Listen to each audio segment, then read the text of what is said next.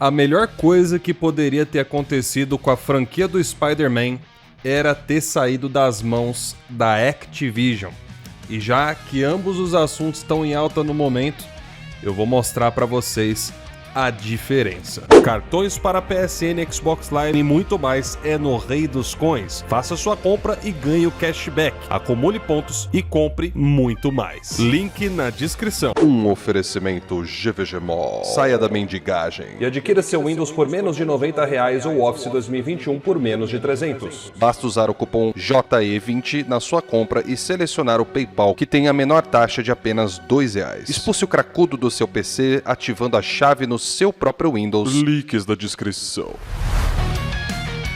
Fala aí galera, tudo beleza com vocês? É um grande prazer em vê-los aqui novamente. Sintam-se à vontade, sejam bem-vindos ao canal. E hoje a gente vai falar de um assunto que é polêmico aí pra muita gente, hein? Eu tô falando da grande diferença que existe hoje para o Spider-Man, né, na franquia do Spider-Man atual, pro que ele era quando estava nas mãos da Activision. Então eu fiz um compilado das avaliações dos principais jogos, ou a grande maioria dos Homens-Aranhas que foram produzidos, ou teve, né, a mão da Activision ali envolvida, versus a franquia que agora está nas mãos da Sony.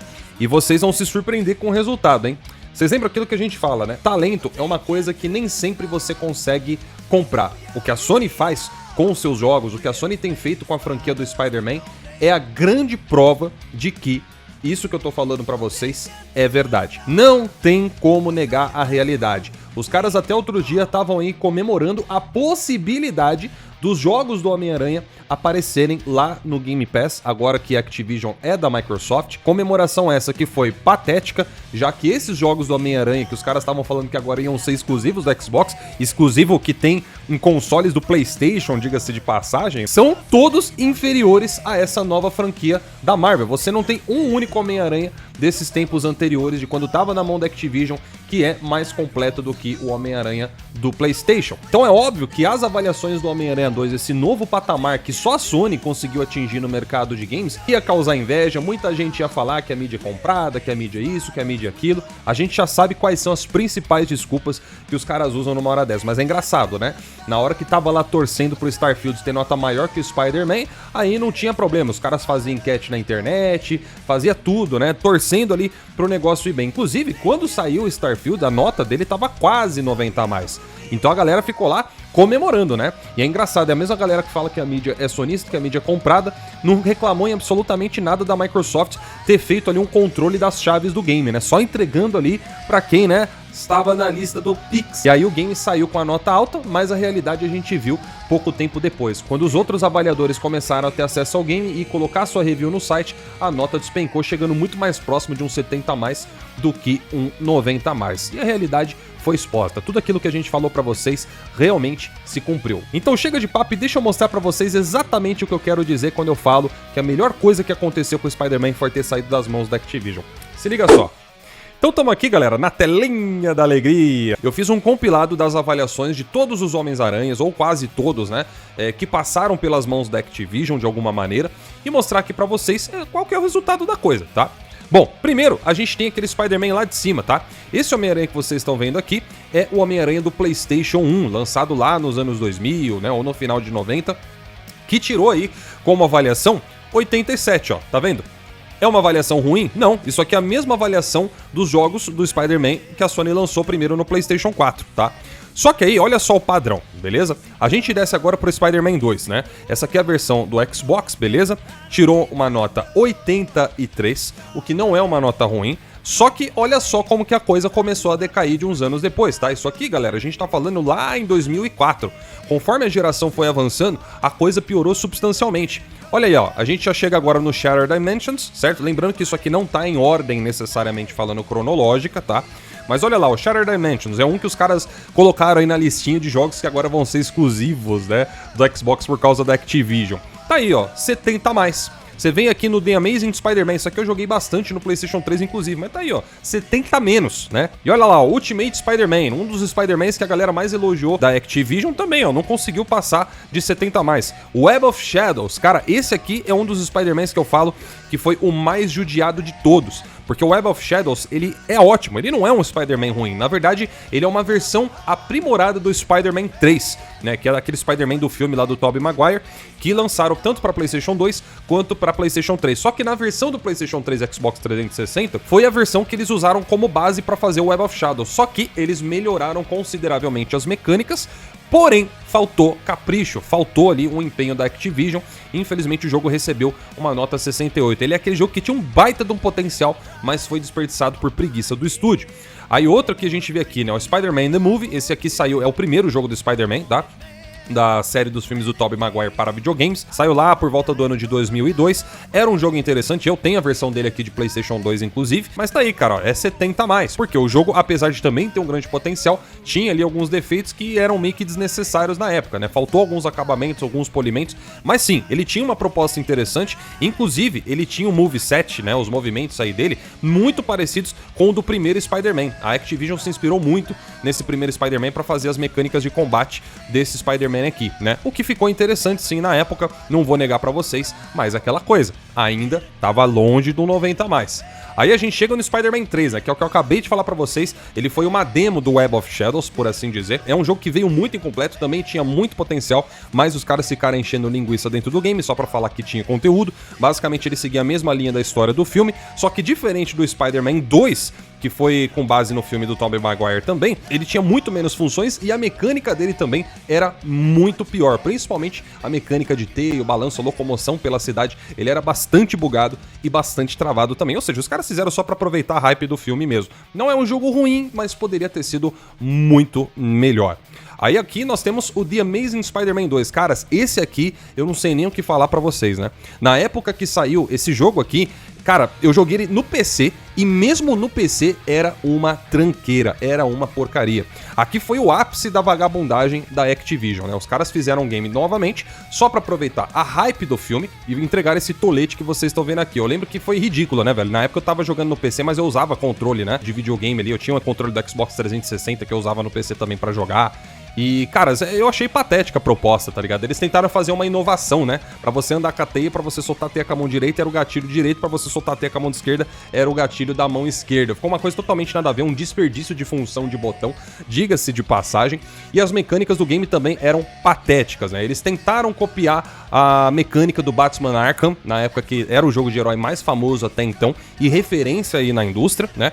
E, no entanto, eles falharam miseravelmente. Ficou uma mecânica que parecia a mecânica, sabe, do Paraguai, mecânica de Taubaté, e não pegou, não conseguiu agradar a galera, realmente falhou demais. Depois a gente vai pro Edge of Time, né? Um Spider-Man que também tinha muito potencial, os vilões dentro do game eram muito interessantes. Acho que foi a primeira vez que apareceu o Anti-Venom na história do game, mas que também ficou muito mal executado. Você vê na movimentação do personagem, você vê, né, num contexto geral ali, que, primeiro, o game é linear, né? Não combina muito com o Spider-Man isso. Você fazer um jogo do Spider-Man linear, você tem que tomar muito cuidado com a forma como você vai abordar, porque senão vai dar ruim. Tem jogos muito bons lineares do Spider-Man, aqueles Spider-Mans lá do PlayStation 1 e essa versão aqui do primeiro filme, que também é linear, por assim dizer, o mundo aberto dele é muito limitado, eles são excelentes exemplos de jogos do Homem-Aranha de forma linear, entretanto esse daqui falhou consideravelmente, né? A gente tá vendo aqui a avaliação, o jogo se lascou, ficou com 60 a menos.